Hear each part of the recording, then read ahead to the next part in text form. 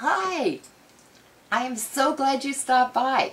I have got so many safety tips to share with you and I'm really excited about it. So let's get started. Let's talk about the thing that we do almost every single day, probably half a dozen times a day, driving our vehicle. How many of you look in the back of your vehicle before you get into the car? Go ahead, raise your hands. Wow, good for you guys. What about when you're leaving your house? You know, people can gain access to your car while you're sleeping, through the garage, or in any other numerous ways. And so whatever you do publicly, you want to make sure that you also do privately. Because personal safety is a lifestyle change. It's not paranoia or anything. The reality is if you practice these tips for 2 weeks solid, it's going to become second nature and you're not even going to realize you're doing it.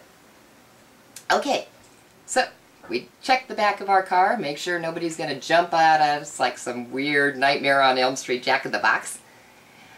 Did you lock your car doors?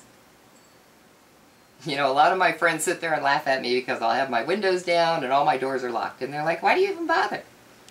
And I said, well, you know what? If someone's going to try and get to me, they're going to have to drag me out through the window screaming and kicking.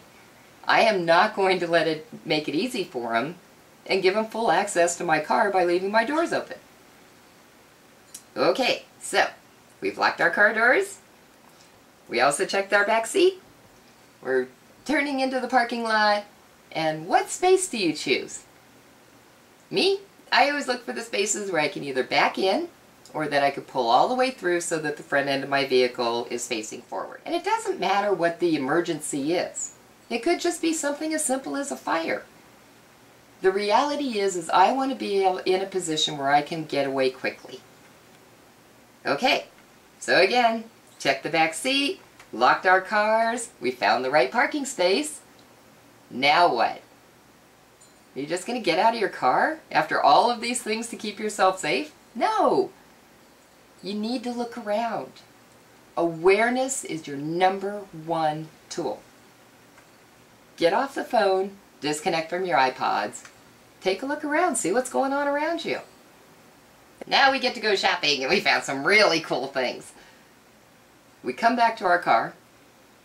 Make sure when you're putting your packages away that you put things in your trunk or you put them in sideways.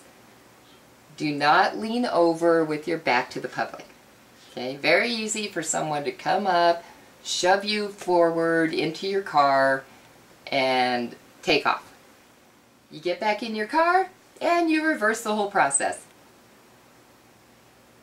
So see, just this one little portion of your life can make you safer than you've ever been. I want to thank Susan for inviting me here, and hopefully I'll be invited back. Check out our blog because we would love to share some more tips with you.